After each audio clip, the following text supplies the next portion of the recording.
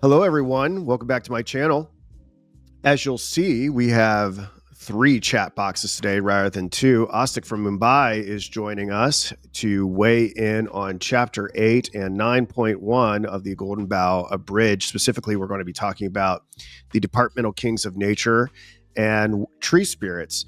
Although the beneficent aspect of those tree spirits something we'll address in the one after this. It's just the way that it broke down and how much time I had to prepare. But I wanted to, again, welcome back Jordan, who handles all the production stuff for everything on this channel nowadays. I'm very thankful for everything that she does. She's been doing short clips from the podcast that are cinematic. I've been looking for someone to do something like that for really the better part of a decade. So Jordan, thank you for all of that.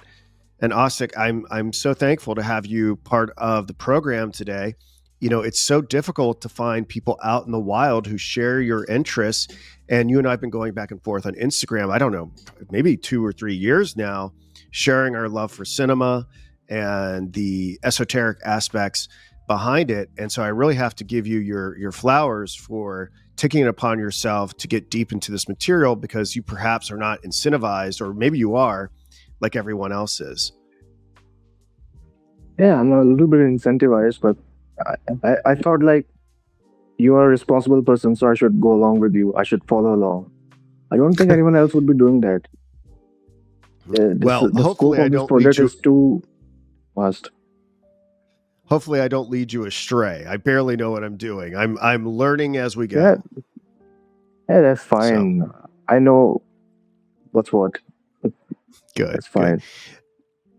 And Ostik has prepared a document with images for us that hopefully we can toggle back and forth to illustrate some of the concepts. So this is kind of a new format for us, and so you'll have to kind of stick with us. So I'll generally just kind of go through the prepared script, and in the discussion parts, feel free to interject anything that you feel is illustrative of the points that are being made. So without further ado, I think we should get into it, unless there's something else you guys want to say. Sounds great. I've been looking forward to All this one. Okay. Yeah, this is really gonna satisfy your spiritual woo girl itch, because we're gonna be talking all about them tree spirits and really the whole animism in regards to nature, which, even though I'm not a spiritual woo girl, it's a position that I have come to appreciate through my really just getting deeper into religion in general. So, all right. Okay, so in this presentation, we'll explore departmental kings and tree spirits from chapters 8 and 9 of the Golden Bough, the abridged version, by James George Frazer, focusing on the king of the wood at Nimai as a departmental king and the animistic beliefs surrounding tree spirits in sacred groves. We'll apply these concepts to Stanley Kubrick's films examining Jack Torrance as a departmental king of the Overlook Hotel in The Shining, and the presence of tree spirits in both The Shining's hedge maze and Eyes Wide Shut star of Ishtar, revealing how ancient rituals resonate in modern cinema. Now, Ostik, off the top of your head, I don't want you to give it away, but do you have things in your packet that immediately resonate with what we're going to talk about in today's sections? We don't have to go too deep into them, but just off the top of your head. I can be extemporaneous with you. I might not have it, but if something clicks, I'll interject. Okay. I'm familiar with the films. Good. All right. Jordan, should we proceed to the next slide? Thank you so much.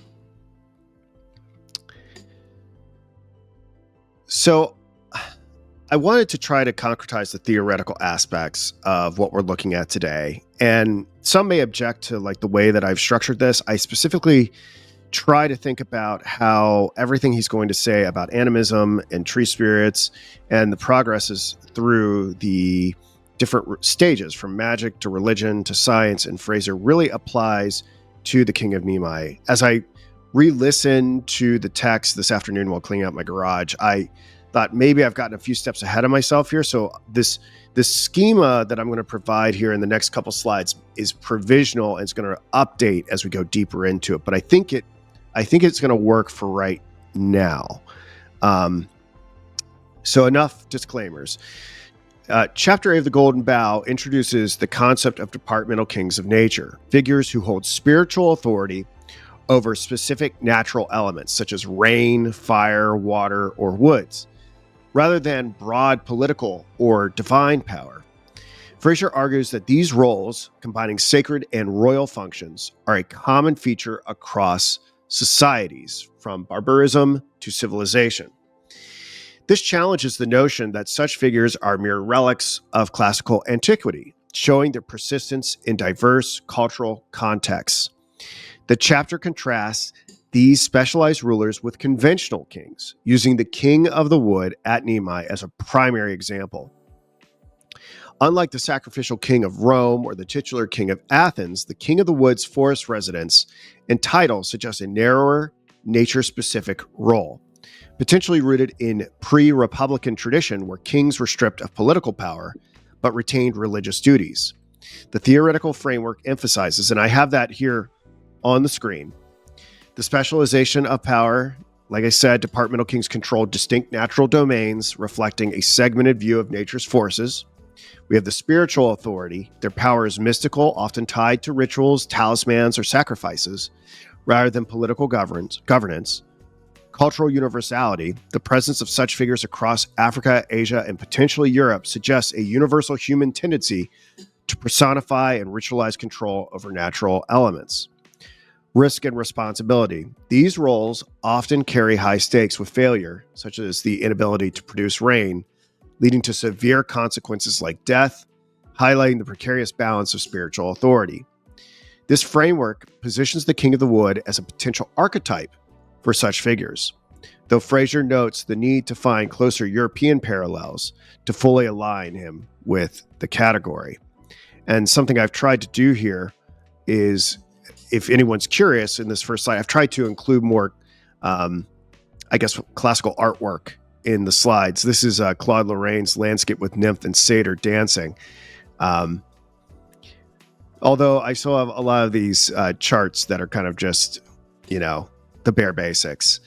But is it clear what the difference is between a conventional and a departmental king? I mean, Jordan, you're kind of coming in here just as our tech support. You're probably a good audience test. Does that make sense, or do I need to clarify that any further? I think you could crystallize it. What's just the TLDR? Well, I mean, right here on the slide, I think pretty much takes care of it. But I mean, essentially, your departmental king is going to have a limited domain and practice mystical rituals and things like that, such as it in regards to fertility or rain or something like that. Whereas a conventional king holds like political power.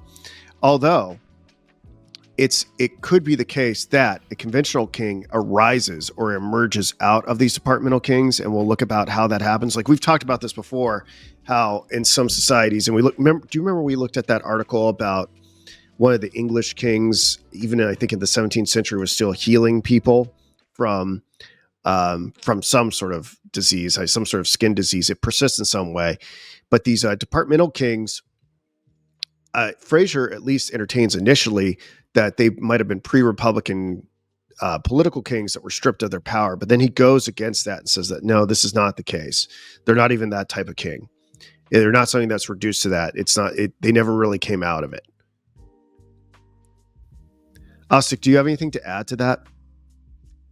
I'm thinking about like the people who control these nature's forces. The first thing that came to my mind was like Robert Oppenheimer's project. Like he was chosen to be the head of a Manhattan project because of his abilities to control nature, sort of. But he didn't have any political power. He was ousted out later on when his role was completed. That's what came to my mind. Like even regarding Jack Torrance, like Jack Torrance had kind of he has signed a contract and he's forced to do certain things before the time comes. So that kind of insecurity that you do not have political powers, but you have like talents that the state needs from you or the people need from you. I think this is where departmental kings is coming from. That's I think just that's a really astute observation, and I think you could probably argue that Oppenheimer. And that's a fantastic example. I'm really glad that you introduced it, because we have talked about nuclear weapons throughout this whole thing. Is that he would be like he would be not unlike some sort of departmental king of fire, right?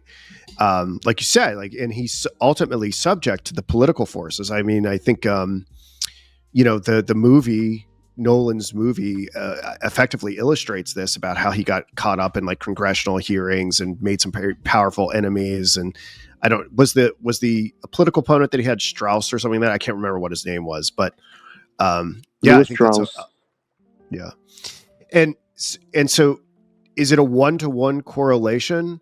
I think that's clearly people who believe in the reality of nuclear physics and all this stuff, and who don't want to see like our modern men of science as being extensions of sorcerers who got made into departmental kings, don't want to acknowledge that. But I think at the very least, it seems to carry that aura and that hue. And I think what's really relevant about the Golden Bough, particularly in the example that you brought up, it sort of explains to us where this where this like this star power, this wattage for such figures comes from, and why we look up to such individuals. Like, it's deep in our past and perhaps came out of these departmental kings. So that's a great example. Yeah, it's also this ability that you can be an upstart. You don't have to be born to a noble family. You don't have to be handed out things from your dad. You can just rely on your own abilities and then succeed upwards, and then it would be like it's fair. But you don't realize that they're still caught up in that political entanglement that stays at the top, and that makes sure that the things keep the same. They remain the same. It's these powers that do not really keep in minds. I don't Yeah, know if I'm making any sense. that's another fantastic point, and you sort of anticipate some of the departmental kings that we'll look at here in short order. Some of them are hereditary, others are not, and it does speak to that upstart, individualistic, pull yourself up by the bootstraps streak that you speak of, right? In fact, we'll see with some of these departmental kings I have indexed in the list. Some of these individuals, they couldn't find successors. People didn't want to have this hereditary line of succession because oftentimes the consequences of failure at that task, as even the case of Oppenheimer in some ways is a cautionary tale, meant severe punishment publicly. So I think that's an excellent point that they're within some of these cultures. Yes, these are hereditary, but sometimes it could be anyone. Like as we've even seen with the king of Nimai, it's not exactly sure who is going to be his successor and who's going to dethrone him. Jordan, do you have anything to add on here? No, I think we have sufficiently covered this portion of the lecture, and I know we'll go deeper into it. Okay, cool. So, all right. So I tried to, like I said, I tried to schematize this a little bit to understand how does this happen, right? And this is not so much in the chapter. I've confessed this before. I'm using the past like 6 weeks or so. I've been using Grok to figure out how to more effectively put my thoughts together and put my research together. And like I've just really got into it with Grok, trying to figure out like, okay, I understand all these things, but like I need to understand how the magician that may be the predecessor for the King of Nimai, like how this actually comes about. Like how does this work within Frazer's scheme? And so I co-wrote this with Grok to try to understand how this will happen. And in Frazer's The Golden Bough, the King of the Wood at Nimai begins as a departmental king in the magic stage, controlling the sacred grove through animistic rituals like combat with a sword, reflecting a belief in sentient nature and a segmented view of its forces. As beliefs evolve into the early religion phase, the king becomes temporarily deified during his tenure, embodying the grove's spirit, while his role as a permanent symbol of renewal emerges through his ritual death by a successor, a high-stakes act ensuring nature's cycle under Diana's domain. Though not all departmental kings follow this path, as many remain localized figures, without further deification. In the later organized religion phase, the King of the Wood evolves into a sacred king within the Roman pantheon. His ritual death now linked to Diana to ensure the grove's fertility, distinguishing him from conventional kings who prioritize political governance over mystical duties. Only select few departmental kings, like the King of the Wood, become sacred kings, their numbers limited by integration into structured religious systems. By the science stage, the king's ritual death is a historical relic, while conventional kings dominate as secular rulers, highlighting the sacred king's unique role in fertility and cosmic order versus the conventional king's focus on political stability, a pattern Frazer uses to trace the evolution of divine kingship. So it's possible that this will shift a little bit, but you can see here the way that I have this grid set out that we don't, in the magic stage, we don't have these sacred kings yet, that's something that evolves as we get into the religion stage, and we don't really have the conventional kings because those evolve out of the religion stage towards getting into a secular science stage. And I think this effectively illustrates it, but there's some wiggle room in here. I might revise this. I mean, I think it's kind of crazy to think about you can start to see the archetypal emergence here, like how the King of Nemai is like tethered to Diana and gets integrated into the pantheon, and is like this almost like an extension of her on Earth. And I think, I'm not sure yet, but as we go deeper into like tree worship and stuff like that, I think that's going to go. I've gone ahead a little bit. I think this is kind of how the animated nature of the forest. Those spirits are eventually going to take on some sort of anthropomorphic form, and I think it's going to be tied to the King of the Wood. But I'm not prepared to say exactly how that happens yet. Yeah, but maybe you guys have got some ideas. What's stirring in me is you were talking about the King of the Woods focusing on Diana. We've been talking about Ardry a lot. Is that how you pronounce it? Mm-hmm. Robert Ardry in the Nature of Man series, which I'm also working on. Yeah. Right. You could say that the quote secular authority are treating figures like Darwin the same way that the King of the Woods treats Diana, though our modern lens might have us look at it as a different thing. But I wonder, like, to me, I'm not sure how much of a distinction there really is between those two things.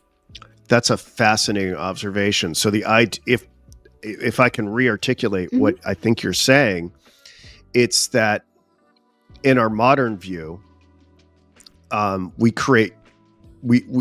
from a secular perspective, we recreate the pantheons of old, and we offer, we're essentially supplicating them in some way. So we're not really consciously supplicating or worshiping Diana anymore, but it may be great theoreticians of rationalism, of the naturalistic perspective, whether it be like Darwin or Einstein or something like that. And we have, I guess, what would seem like departmental kings with Oppenheimer or Neil deGrasse Tyson or something like that, who feel like they have to defend this person who has been deified within our world. I think that's what you're trying to say. I'd like to find a way to like illustrate that, and maybe I will the next time, like try to create a slide showing that, or maybe you can help me out with that. Is that kind of what you're saying? I think it is. Yes, and to push the envelope further, I would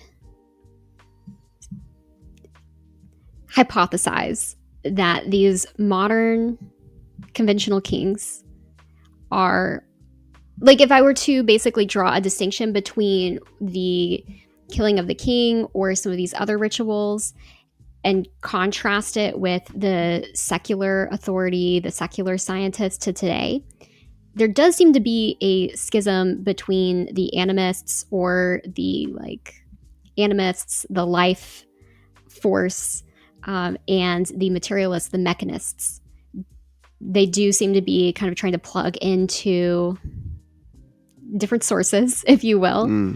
And we could go more on that. I think it's pretty scary, to be honest, when we start getting into transhumanism and some of these other ideas today. But that's kind of how I'm viewing it. It's not so much that it's less magical or less ritualistic. It's just plugging into a different framework that is based on different values.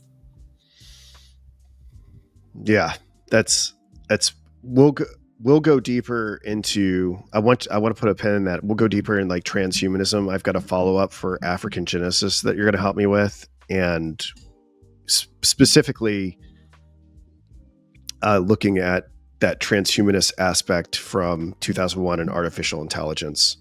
Ostic, what did you think about this conversation so far? What Jordan said about the need of kings, that we are kind of replacing the old kings with the new ones that seem secular, but they're playing on that same mind, the same buttons they're pressing that will help, that will ensure some sort of control. Like we have replaced what Nietzsche said, that we have replaced those gods and now the new gods they're trying to replace this. Not, I don't really know what to say more about it. No, that's fantastic. That's I fantastic. don't- I'm glad you brought up Nietzsche, because I think, I really thought about it. I was like, I really need to hammer down like how exactly Jung's work was informed. I've done slides on this before, like, Jung took a lot of inspiration from the Golden Bough. But then I think, and Ostic, I think you probably know this already too, is that Jung did seminars on Zarathustra. And I think the Nietzschean critique of this, and Nietzsche, it sounds like you're familiar enough with Nietzsche to understand that he anticipated how people were reintegrating into science in the same way they were with Christianity, and that it really was just a new coat of paint on old tendencies. And I think that would fit really well with this conversation. I just haven't gotten too deep into it yet, but I think it's a fantastic thing that you pointed out. Where does he talk? Is he talking about that in the gay science or the Twilight of the Idols or something like that? I don't know. I have to look that up. I might even do it right now. Yeah, I'm just... Well, and the Antichrist, sensationally named, so my copy was lended out widely to my peers. It was in the Antichrist? I'm pretty sure he brings that theme in, but it's not like he doesn't talk about it elsewhere. There's a general trend. Yeah, it is. I think it's spread out throughout his writing. Yeah, it may even... The gay science would totally make sense, though it's been a long time since I've read it. Well, it has the name and the title. It has science in the title, but I think he's talking about something else there. But anyway, Twilight of the Idols is often published along with Antichrist. Is it? Yeah.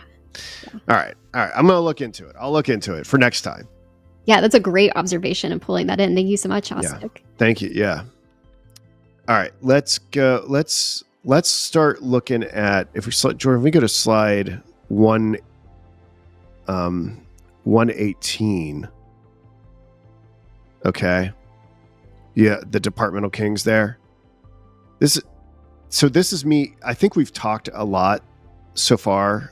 I have fixated on the King of the Wood, but here are some other examples of departmental kings that Frazer talks about. Ostic, what we've been doing in these presentations so far is I just kind of I put them up here on the screen so people can screenshot them if they want to.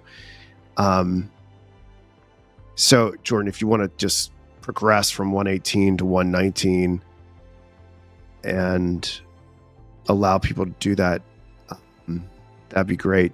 Ostic, were there any ones outside of the King of Nemai that you wanted to bring our attention to?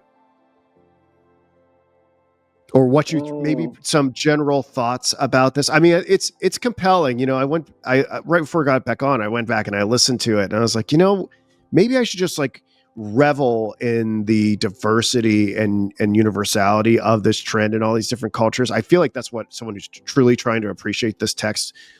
I'm just like someone who's so interested in the theoretical aspect of it. I'm like, yeah, another example. But when I listened back again today, I was like, oh wait, these are all pretty interesting and cool in their particularity. Here, the chart doesn't do it. The chart doesn't do it justice. I mean, even today I was having a conversation with a friend because I told him that I'd be appearing here. So I said I'm going to bring up some gods, and they said that I was trying to bring up Hinduism, like the way Frazer talks about it. So I said, oh, Hinduism, there's a lot of themes there. Then she said, but in Hinduism, there's all the gods, like before this kind of blanket of Hinduism, or they were all local gods, like the ones that are mentioned here. Like they were very particular gods, god of rain, god of this, god of banana, that kind of thing. So they were very in small areas. These people, they worshipped whatever nature gave to them. So I found that interesting. I mean, that's what I see the general trend here, like King of the Wood. So he lives in the forest. There are special authority, the rain storm rituals, rain and locusts. All these things that are related to the food and the weather and the things that actually matter to people. That can be the difference between life and death. So that's nice. I wanted to ask you because it's so interesting to have someone like yourself here on the show. Like Jordan and I are consuming this from a totally, or I should say I am. I don't know if she would say this about herself. I'll let her weigh in, but like I'm consuming this from like a totally Western perspective, right? And ultimately, I'm aware of Frazer's skepticism about Christianity, and I feel like I'm someone who's inclined to defend Christianity from Frazer's critique. So in the back of my mind, I'm always sort of like, where is this going in relation to Christ? But what's it like reading this in relation to the culture that you find yourself in? Because it's got to be a completely different experience. No, I don't think it is. But because the examples he mentions are they're actually kind of like outlandish examples. So you have to me, these are new things. Oh my God, he's like killing a goat and then drinking its blood and then sing. So it's even like alien to me, but I can like imagine that, like the people, whenever I see religion here, it's always related to some kind of a deep loss, some kind of grief. And like strong religion inclinations, if someone has like, oh, I really devote myself to this person, I really pray every day, that kind of person, I always see either he has kind of hit upon a jackpot, in life. Somewhat his business has gone way better, so he's trying to please gods to maintain that sort of thing. But other people, there's a lot of psychological pain that goes on to make person devoted to something like that. For such, like they actually believe that. Even growing up, my name is Astik, so it means a believer in God. So growing up, I was always trying to contradict myself. So everybody would expect me to believe in God, and I would say, "No, I'm an atheist. I'm a scientific guy." So that used to be the thing. But yeah, but like listening to them, it feels like they actually believe it. So I've never been able to like kind of relate to them on that level. Oh, you actually believe this will happen. You actually believe this God is speaking to you. So yeah, I think if you keep your mind around these things for such a long time, it's marinating all the experiences, your pains, and all the things you're suffering, your parents are saying, the life situation. So it creates a mesh for these kind of divine inspirations to illuminate themselves, and then you find yourself, oh, I'm a believer now. I believe in a miracle. This that kind of thing. It's a very personal experience. You cannot actually teach it. So if something, yeah, that's what I want to say. Well, and I had a follow up to that. A lot of people critique Frazer as being, he wasn't like there, boots on the ground, observing how religion is really practiced in all these different cultures. He was receiving a lot of reports that were coming in through the various tentacles of the British Empire. Do you feel like he didn't get it right the way that he's diagnosing things, or that he kind of did? Do you think he's fair? He's telling it how it is, like I like it better. I'd like it better than someone trying to like sell me a fake story. I'd like it better than a guy is observing thing. But even these people like who are reporting them, they have their own biases. So I keep that in mind. Right. I keep an open mind. Like it's a very, I'm not very hard against it or very hard for it. I'm in the middle. I see, okay, yeah, I've seen these things happen. So yeah, this might have happened to someone. A man would have seen it. He would have noted down in his notebook, and he would have sent it down to a journal to publish it. So I can see that happening. Oh, what a weird thing is happening. I should note it down. I should like document it. Sure. Most people would be, yeah. So. Interesting. I really appreciate your perspective. Jordan, do you want to say anything here before we move on to looking at it in Kubrick's films? No, I'm excited to get into it. All right. Well, let's go to the next slide if we can.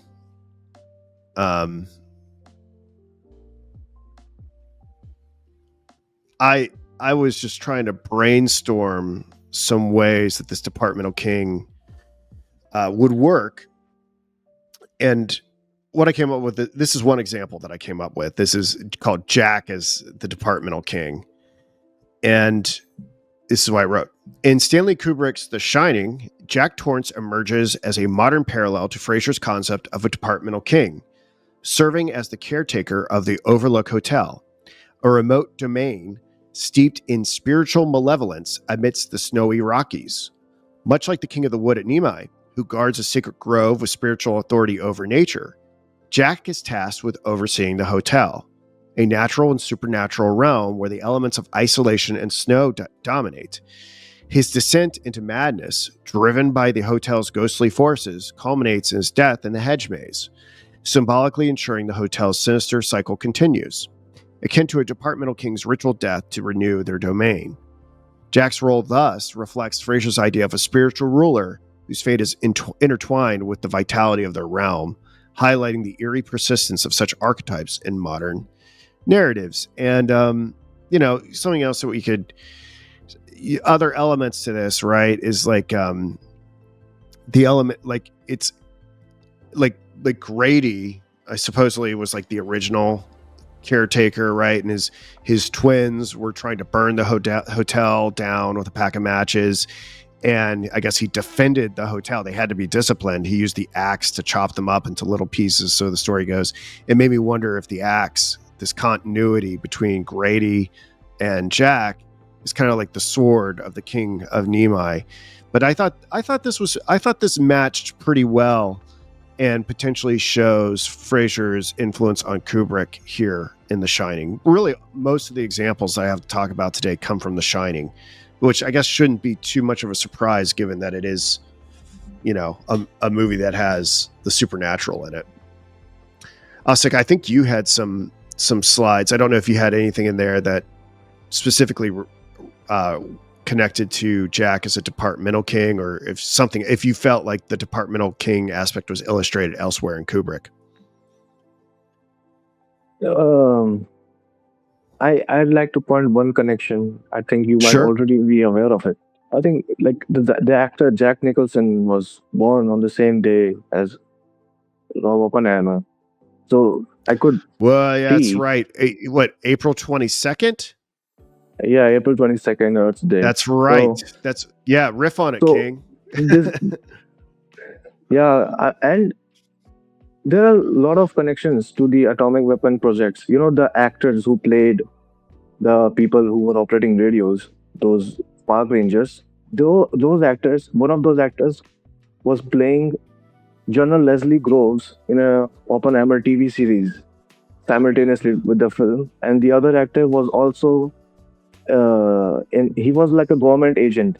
He was playing a government agent. I'm not sure what his name was, but he was playing government agent in the same show in Oppenheimer. So there are two connections to Oppenheimer. And then I had no idea. And if I could just interject, I think I recognized this at the time, but you're jogging my memory about this, and it'd be great to do, because obviously Christopher Nolan is influenced by Kubrick. I think he's like the heir apparent to Kubrick. But just the thing I wanted to just interject, you said General Leslie Groves, and I think that probably connects to the next section on tree spirits as well, or makes the connection between the Overlook and Oppenheimer and this part of the Golden Bough that much stronger, to be honest. Or maybe you picked up on that, and I should have let you finish. No. I was talking about like connections to Departmental King, to Jack Torrance and Oppenheimer. So I was trying to enforce that. Yeah, Leslie Groves. There you go. Yeah, was it Matt Damon? Matt Damon played it. So you were saying that one of the radio operators in The Shining appears. Can you break that? Can you review that again for me? I'm sorry. Yeah, there was a role. There are two radio operators when Wendy calls outside. One is a fat one.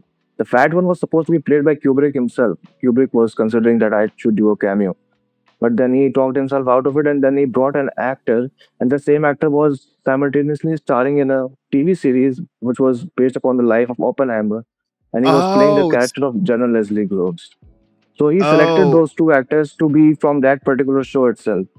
So that was a nice insight. So I thought that, okay, one connection is Jack Torrance and Oppenheimer, Nicholson's same birthday. But this made it clear to me. That's a great connection to that whole scenario, that he's talking about the Manhattan Project here, that Robert Oppenheimer has been brought in and he's been forced into conditions where he's not comfortable in, I think. Yeah. I mean, even Danny says that, like, one last point. I'll finish. I'll not interject. Okay, then Danny has been examined, so the doctor asks him like, who is Tony? And he says he's a little boy who lives in my mouth. So what is a little boy? Little boy was the name of the bomb that was dropped in Hiroshima and Nagasaki. That's right. I think. One of the bomb. Yeah. So he says little boy that lives in my mouth, and when he opens his mouth, so there's a river of blood. That was I was trying to say. There's other, that's fantastic, and there's another reference to most likely to the experimentation with the atomic weapons when Jack, who shares the birthday with Oppenheimer, like you said, says to Danny, like, did you get tired of bombing the universe? He's like, no, Dad. You remember that? Yeah. Like, he's in the games room and encounters the twins. Yeah. So yeah, I think that's really great. I thought that was connected to Doctor Strangelove, like the war games they were playing back then in the Cold War. Okay, this is a scenario. The war simulations. I thought he was referring to Danny being in the simulations. But it's just another line of thinking. I think that could work too. Kubrick worked with 2-3 meanings interspersed. Like, you could go 3 different ways with the same word. Oh yeah, I mean, I think it deeper. It could probably even reference the atomic weapons experiments where they were, bombing the sky, right? Like Operation, was it Fishbowl, right? I'm not sure if you're familiar with this. And this gets into So this gets into the question of, is Kubrick trying to tell us something about enclosed cosmology? But maybe not everybody's ready for that conversation. Have you followed One-Eyed Jack, that guy? Yeah. There was a YouTube channel, One-Eyed Jack. He was Rich was a major influence on me. He was the one who really, when I was first waking up back in 2016, he was one of the individuals who really helped me who guided me into a deeper understanding of a lot of the symbolism that's in Kubrick's films. I'm deeply inspired and in debt to him. In fact, but I don't know if you know this, he passed away. He passed away just before COVID. I think he passed away in 2019. And it's interesting, if you go through all his videos, you can see him. Corona was a big part of his understanding of this puzzle. And you can see that he's, in a way, unknowingly anticipating what's going to come in 2020. I actually have his old notes. I don't know what I'm going to do with them. Yeah, that's right. Well, I think Rich passed away. Rich passed away um, on April 15th of that year, which he would Damning. the yeah he would have appreciated the irony of that. They don't really, because obviously April 15th has a lot of coded symbol. It's a death day, right? Like you said, the Titanic, it's tax day, it's a death and taxes theme. It's also, I believe it was the day that Abraham Lincoln was shot. So this raises interesting questions. Did he became such a fantastic interpreter of the code that he got woven into it in some way? But I don't want to disrespect his legacy, but I think he would have found that to be highly ironic. So, Osik might have to wait for him to come back in here. But Jordan, do you want to say anything before we move? Oh, you're good. Continue. You're good. All right. Jordan, do you want to say anything before we move on to the next section? No, I've never heard of this Operation Fishbowl. Looks pretty interesting. Yeah, they did a whole bunch of things where they were firing nuclear weapons. They were firing atomic weapons all over the place. But I believe one was called Operation Dominic, one was called Operation Fishbowl. It's like, okay, like what are we talking about? These, Dominic, I think is as a reference to the Lord, and the fishbowl is clearly a reference to the firmament. So we have at least atomic weapons tests are kind of signaling God's firmament. So it's a whole thing. All right. So let's go to slide 121. You might want to make a note there. Okay. So we're going to kind of get a theoretical overview of the stuff on tree spirits in this section. Chapter 9, Section 1 explores the animistic belief that trees possess spirits or souls, a widespread practice rooted in the reverence for Europe's vast primeval forests and extending globally. Frazer argues that tree worship reflects a universal human tendency to anthropomorphize nature, attributing sentience, gender, or ancestral significance to trees. This theoretical framework kind of follows the animistic worldview. Trees are seen as as animate beings with souls or spirits akin to humans or animals, capable of feeling pain, expressing emotions such as shrieking when they're cut, or enacting retribution if harmed. It's pretty crazy.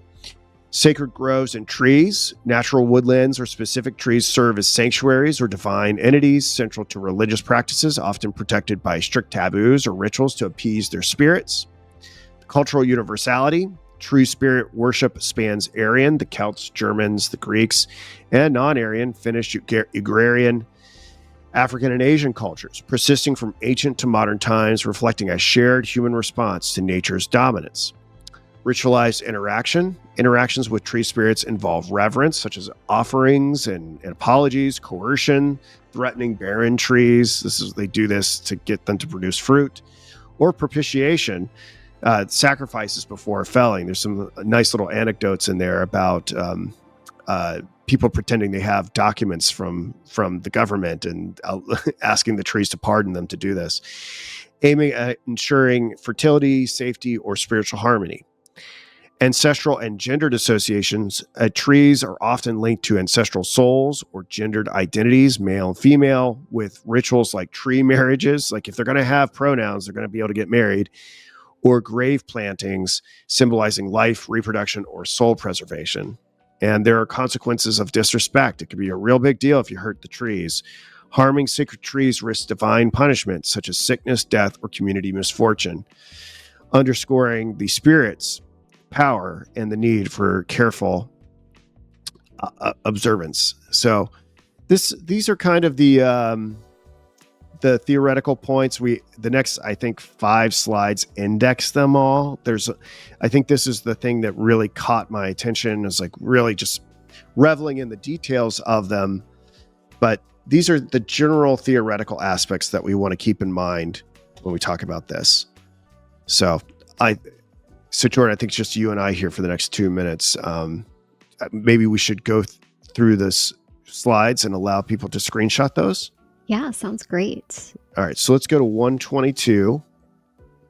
Oh, actually, I forgot. I actually have some content here. If I could, maybe I'll just go ahead and read this. This is if we're on 122. So I tried to weave in this animistic aspect into the King of Nimai conversation, but again, this is provisional.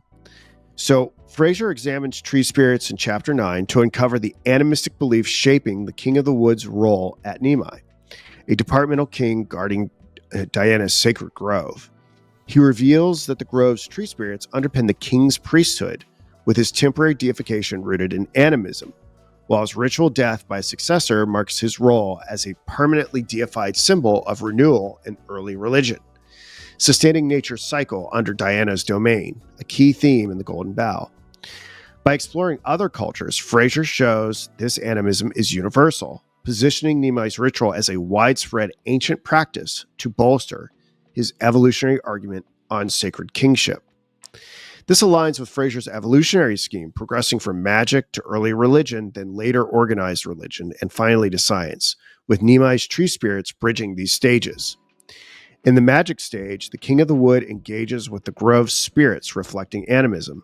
In early religion, the grove is a divine space, the king is temporarily deified, and his role becomes a permanent deified symbol, believed to keep nature's cycle going through his death. In later organized religion, the grove is linked to Diana, who relies on the king's death to renew her cycle of fertility, mirroring vegetation gods. By the science stage, the king's ritual is a historical relic, as science views nature as inanimate. But Frazer uses it to show how Nimai's tree spirit worship evolved into divine kingship, highlighting a universal pattern. So this just gives us a few more details about how this would all work together. And I think so far, so good. I know I've been reading a lot here, Jordan. Do you want to pause me for any clarification, or are you following this pretty well? I think it makes sense. Yeah, I think there's a lot of little steps, and I imagine the columns are going to become more granular as we get deeper into this. That's why I say it's all provisional, but I feel pretty comfortable with this. I still have some questions about the transition from departmental king to sacred king, but I feel like Frazer's going to really bestow us with that answer as time goes on. So, all right, should we take a peek at the next? Yeah, let's go ahead and do that. I would say slides 123, and it's really overwhelming. The number, I think, is 123 through 127, Jordan, if you just want to give them a few seconds to screenshot these. But it really is overwhelming how pervasive this tree worship is. Clearly, something is at work amongst humanity to worship these trees. I particularly liked the discussion, going back and listening to it today, I particularly liked the discussion of the maypole. Ooh, and how this was like, I don't know what it's like today in Britain, but Frazer quotes ministers who recognize the totally pagan aspect to the maypole and the worship and the fertility rituals that are involved in it. People in Frazer's time before were like, what the heck is going on here? So he kind of, when he's quoting the ministers and the pastors, he's sort of doing it to satirize them. It's like, oh, look at these people who can't appreciate what's really going on in the world. Like, it sounds like the way that he's quoting them is like quoting them like a fundamentalist preacher who's like worried about people getting seduced into Satanism through rock music. The same way these preachers in England were talking about the maypole in the 19th century and early 20th century. Asik, we're allowing people to screenshot all the tree worship rituals that are in this section. Do you want to add anything to this? I'm just listening. No, Okay. I'm a student. Yeah. Aren't we all? Me too. And I'm supposed to be the one teaching things, I guess. I mean, I think we'll close by trying to. I found two instances, and it sounds like I imagine Ostic has some more instances of potential tree spirits in Kubrick. I found two. Maybe I should go ahead and share the first one. This is the Shiny's Topiary and the Labyrinth. In Stephen King's The Shining, the Overlook Hotel's topiary animals come alive, embodying a malevolent animism that threatens the Torrance family. But Kubrick's 1980 film adaptation replaces this with a hedge maze, an extension of the hotel's labyrinthine and animated qualities, evoking the animistic woodland elements central to Frazer's tree spirits in Chapter 9 of The Golden Bough. Frazer describes tree spirits as sentient beings requiring rituals to appease them, as seen in Nimai's sacred grove, where the king of the wood, a departmental king, guards the grove and faces ritual death to renew its vitality, reflecting early animistic beliefs. Kubrick's maze, composed of living hedges, evokes this animism through its dense, towering walls that create an eerie, forest-like isolation, mirroring Nimai's grove as part of the Overlook's malevolent agency. Jack Torrance's death within the maze ensures the hotel's sinister cycle persists, echoing the King of the Woods' ritual death to sustain nature's cycle, linking Kubrick's adaptation to Frazer's exploration of tree spirit animism. So, I mean, this is really just enriching what we talked about earlier with Jack being a departmental king. It just brings in another element of it, the fact that there is this animated woodland aspect that is either continuous or discontinuous with the book and the movie. Either way, it brings our attention to the animism that is going on at the Overlook Hotel. Maybe I'll let Ostic, if he wants to weigh in on this, or if you have other examples of tree spirits in Kubrick or animism in Kubrick that you want to talk about. I don't have another examples of tree spirits on the top of my head. I'm sorry, I did not study this chapter. I was studying the previous one. But I really like this interpretation of tree spirits kind of being the place where Jack actually finds his end. You know, it's like the structure that has been left from the previous caretaker. You know, Yeah. because the hotel built that. So that is what actually that is what he succumbs to. The overall structure that he was supposed to be the master of. He was supposed to be the master of what he was given responsibility of, but he failed in that, and that is what actually led him to die. Because if he had been a master of his domain, he would have actually escaped the maze and would not have died in there. So I kind of, it made me think like the structures we make are actually the things we think we have dominion over, they actually get the better of us if you're not careful with it. So it's like that. Yeah, definitely. Yeah, I think it's wonderful. I think it really does fit quite well. Jordan, do you want to weigh in on something here? I just really liked your point, Ostic, about the departmental kings thinking they have domain over something, but really that thing has them. And just thinking about all the places in my life where I think I have dominion. Is that really just a place where something else is controlling me?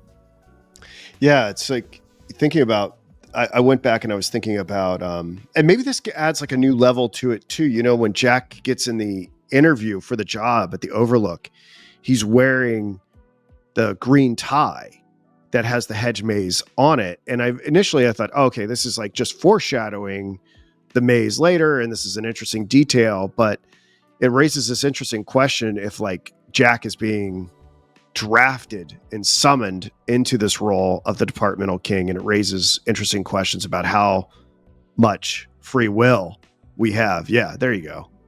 So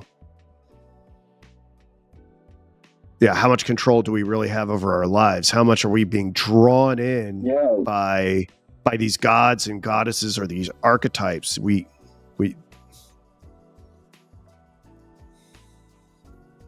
I find it rather creepy.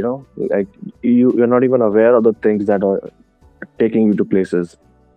So yeah, it's it might imply that there's something in Jack that actually brought him there. Like in the story, in the movie, they did not mention that he had a violent incident that led to him being expelled, That's right. and that led to him searching for a job that will. It's kind of a shady job, like 6 months in a hotel alone. But he took it. It's his anger brought him there. The choice he made. That's what And it was.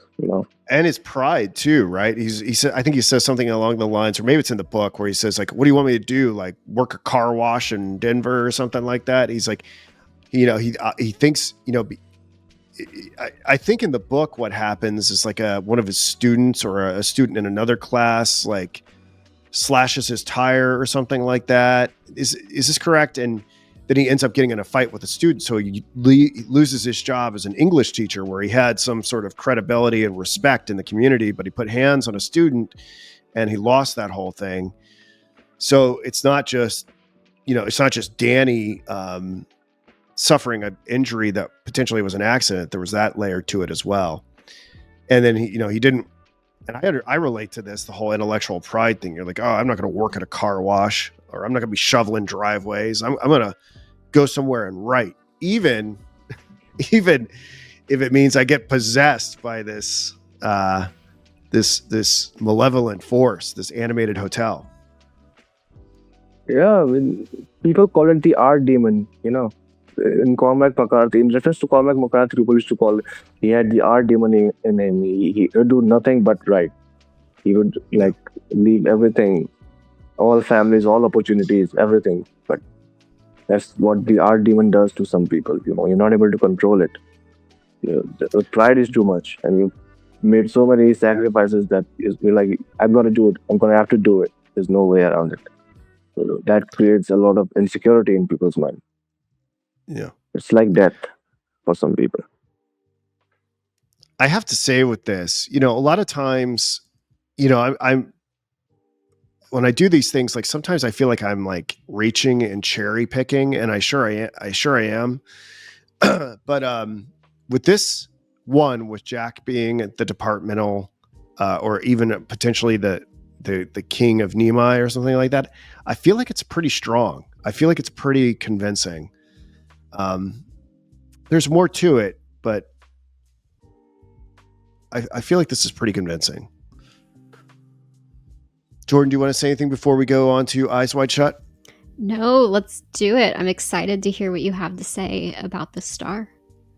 It's not a lot, but I was like racking my brain. I was like, where else is there like greenery, or like where is there something like the topiary or the maze or whatever? But then I remembered the Star of Ishtar, and we have Christmas in Eyes Wide Shut. So this would, and potentially there being this this animated aspect that was going on there. So essentially all I have here is Frazer's exploration of tree spirits in Chapter 9 of The Golden Bough reveals an animistic belief in sentient trees as sacred, a concept echoed in Stanley Kubrick's Eyes Wide Shut through the Star of Ishtar, a greenery-crafted symbol set amid a Christmas backdrop, reflecting Ishtar's ancient fertility rituals and Saturnalia's Roman tradition of using evergreens to honor renewal.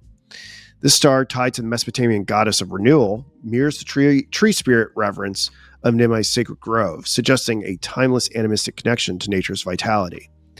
So I didn't get much further than that, but I mean, it makes sense that, it would make sense that we would see the Golden Bough, for all the different reasons that we've outlined in our previous discussions, appear in Eyes Wide Shut. But this is getting a little bit more into this particular chapter on tree spirits, and I think it possibly lends itself well to. I think we'd have to kind of conceptualize what happens at that mansion in a similar way as we're conceptualizing the departmental king that at the Overlook as Jack. And I've said this elsewhere. I don't know if I said this on our podcast. And Oslik, I don't know if you picked up on this, because I'm sure you've watched both of these films so much. There are times when I'm watching Tom Cruise's acting in this film where I almost feel like I can see Jack Nicholson's face in him.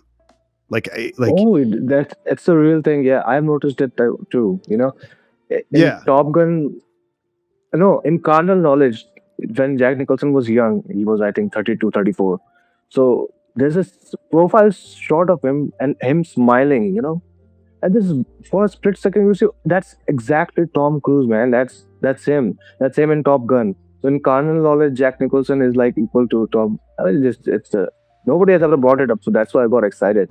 I thought I was like very cuckoo, watching it too many times. So no, that's true. And then we have Tom, yeah. we have them appear in A Few Good Men together, right? In that iconic scene where And the character's name is also Danny. Tom's character name's Danny. So interesting. It's been a long time since I've seen A Few Good Men, but I there's some sort of symmetry going on there between Jack and Tom. So not just that they've both appeared in Kubrick movies, but I wonder.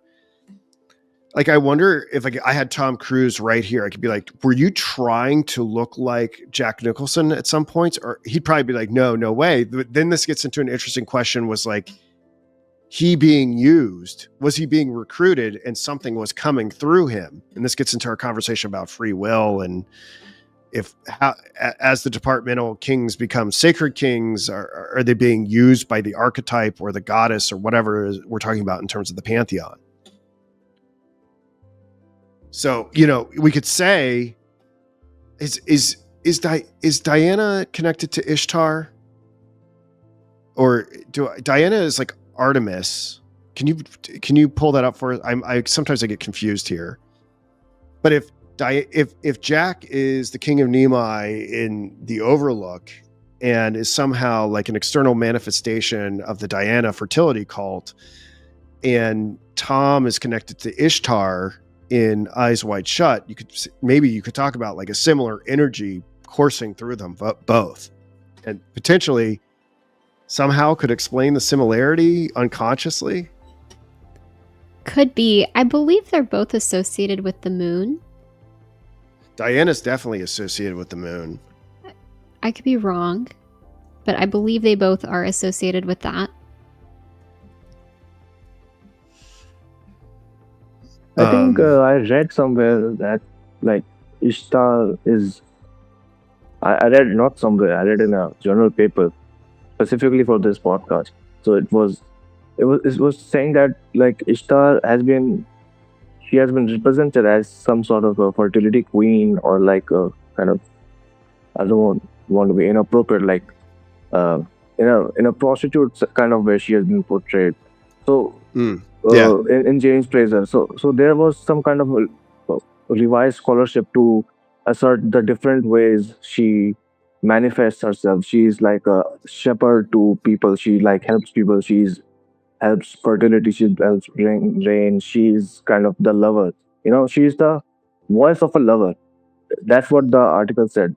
She's the manifestation of the voice of the lover. So, I mean, that's why I think this is the reason why he included it, like among other reasons, because it's Easter and everything. Saturnalia, I think that was you were getting at. So yeah, I think. I don't know if I'm like making any sense. I'm just you're rambling making on because you're doing great. You're doing great. There are similarities and there are differences. I'll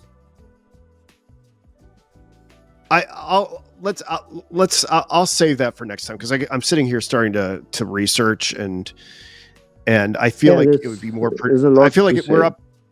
Yeah, I feel like it would be more productive to revisit that next time, which I will. But yeah, I think this is a really good conversation. This is all I had prepared for today, and we're about an hour, and we need to make dinner. But does anybody want to say anything in closing? Are we supposed to have Christmas trees? The Bible says no. Jeremiah 10.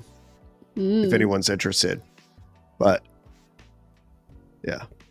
I just find that interesting, that aspect of tree worship making its way into it, which I think would bolster Frazer's conception of Christianity, potentially.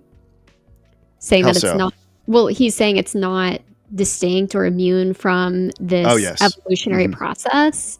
And that's not me saying that. That's me trying to sum up his view on it. As you know, I'm not necessarily an evolutionist in Mhm. that way. But Yeah, I'd be curious to know how he deals with that. yeah. I've heard him talk about the maypole from a Christian perspective. It'd be interesting, we're talking about a sacred tree in connection to Christ. I'll have to do gosh, I hope I'll have to review this, and I wanted to look, I guess I wanted to look deeper into the connections between The Shining and Oppenheimer, look closer into the Diana Ishtar similarities, and probably apply the Christmas tree stuff and the animism more deeply.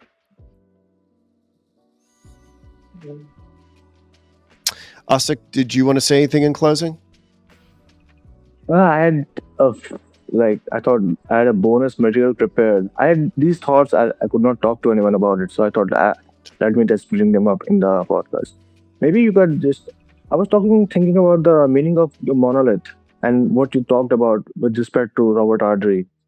That kind of thing. I was reading a novel called White Noise. So Oh yeah, it talked Todd about, DeLillo. Yeah. yeah, it was very, I don't know if you've read it. It's pretty interesting if you read it. Oh, So it's a great novel. yeah, Well, it's a good novel. So I had some ideas about the connection of uh, the monolith to evolution and like what is actually happening. Because there's symbols that monolith is supposed to be a movie screen on which we project images that would inspire. But in the end, I was kind of thinking that Kubrick, how he works is he takes ideas from other filmmakers that he respects. So this is what I thought. What his mind? I'm trying to think what he might be thinking. So he might have watched Vertigo, the I'm Scotty sure he character. did. Have you seen Vertigo? Yeah. Yeah. Yes, it's So he amazing. might have been inspired by it. So it's like there's a dream sequence in Vertigo that's eerily similar to the Stargate sequence in 2001. So what I found out that Scotty, in trying to reconnect with his past, like he failed the woman, the woman he loved and something, and he failed because he was afraid. That the keyword is fear. Scotty had fear. That's why he could not travel up to the top of the church to save the woman he loved, and he is feeling guilt about it. And in his dream, he walks up to in a graveyard and he pretends to fall into a grave, and that grave it actually looks like a monolith. I'm not sure. It's down there. You That can is see. that. Well, there's a whole fractal here yes, the whole. So you're not only you're Yeah, picking out it's a the connection. Not only are you picking out the connection between 2001 and Vertigo, and I think there's some merit to what you're saying, but then Vertigo appears in 12 Monkeys, which has become one of my favorite films, which is then going to cycle us back around to the Dawn of Man scene. Have you seen 12 Monkeys? I've seen it, but I do not remember it scene by scene. I've seen it like 4 or 5 years ago. I've So seen it. the scene, he and the love interest or the female lead, they're hiding out in a double feature, and they're watching in the movie theater Vertigo, and he talks about how he doesn't remember this particular scene, which turns out it's like it ended up on the editing room floor. I'm not exactly sure, but he's talking about time in their lives in relation to like the concentric circles and rings around a tree stump. And in some way, we're supposed to use this to understand possibly the nature of time. And this gets into the whole cyclical nature of living and dying for these particular forces that are going on in the world. So it's a whole conversation. It's a fantastic conversation. I just wanted to interject that it kind of forms this circuit back to 2001, and I love that particular inclusion in 12 Monkeys because it's a time travel movie, and it sort of hints at the Mandela effect, which is a phenomenon that is absolutely wild and relevant to some of the conversations we talked about before. We were talking about Few Good Men. There's a major Mandela effect associated with that standoff between Jack Nicholson and Tom Cruise. about Yeah, I mean, handling even truth. the About handling truth. uh, oh, you'll have to go to dinner, but I'd like to add one thing with Jack Nicholson and Tom Cruise. So the scene, it kind of plays out like Tom wins that argument by, there's a sequence that he outsmarts Jack Nicholson's character by like poking him in his ego. But the thing is that that scene is reversed back in it's mirrored, but it's reversed. So in Eyes Wide Shut, Tom Cruise actually tries to interrogate Ziegler about what happened. How is that woman dead? What happened? But Ziegler actually shuts him down. So it's like Kubrick is telling us this is your fantasy that you want the good guy to win. The small little guy, he'll poke out the corrupt people or whatever. And this is the reality that these people, they get compromised and they get scared and they do not speak up. So that's what I thought of that dynamic. Because Sidney Pollack directed The Firm. There's a movie about Tom Cruise, and Tom Cruise was being held up in a conspiracy. So I Right. thought these three movies, they form a lineage, sort of. And then Oh, this wow. whole scene of Tom Cruise in Victor Ziegler's mansion, it connects back to Once Upon a Time in America, the Sergio Leone film. So it's the exact same setting. The camera angles he sets up, set design. It's just saying he's trying to. I don't know if you've seen Once Upon a Time in America. Have you seen that film? Is Once Upon a Time in America or Hollywood? In America, 1994. No, I've not seen Directed it. by Sergio Leone. Okay, it's if you've seen it, then you'll recognize. Oh, this is the exact same Ziegler mansion, and this Robert De Niro character is walking up to a friend who's been corrupted by, you'll find out. So I don't know. Okay, let me say it. Oh, that's fine. I'm sorry for being. Spoiler alert. All right. Yeah, spoiler alert for the end of the film in Once Upon a Time in Hollywood, in America. There's two brothers whose story parallels each other. They're growing up together. They're fighting. They're doing low level crimes, and by doing these low level crimes in 30s and 40s, they get into bootlegging and they get rich, and then they buy out politicians. They stamp out the unions and all that. And then suddenly everything crashes down and one of the friend dies. The other friend thinks that he is responsible for his death, Robert De Niro character, and James Woods is dead. But later on, towards the end of the film, he revisits his past, and then he revisits him, and then he's thinking that he's meeting some kind of huge politician, like high-ranking politician or something. But then it turns out that that high-ranking politician was his friend who had faked his death, and then he had betrayed his friends, and then he is now on top. So the kind of dynamic between Ziegler and Tom. It's not the same, but it's like the power play. Like you think that respectability comes with these politicians, but these politicians have been dead, and they originated from these low level crime dealings, and they got rich there, and then they consolidated power again and again. Sergio Leone is another movie, but I was talking about the set design and the kind of attitude they have. I mean, there's I don't know. It's not very interesting, but if someone has seen it, yeah. I'm going to go watch it. I'm going to go watch it now because obviously I have a blind spot here. That's great. Well, I would say let's keep let's keep, you and I are going to do a number of these videos together. Hopefully, I hope you enjoyed your time today with us, and there'll be plenty of opportunities to keep talking about the connections here. But I probably should bring this one to a close just because it's getting late over here, and I know it's super late where you are. Yeah, it's the morning cocktails. Yeah. Well, thank you so much for coming today. Yeah, thank you for having me. I got cold feet before because I thought that my English was not very good, or like I won't be able to contribute ideas properly. But yeah, it's fine. You had conquered that kind of fear. You had great insights, my friend. You had great insights.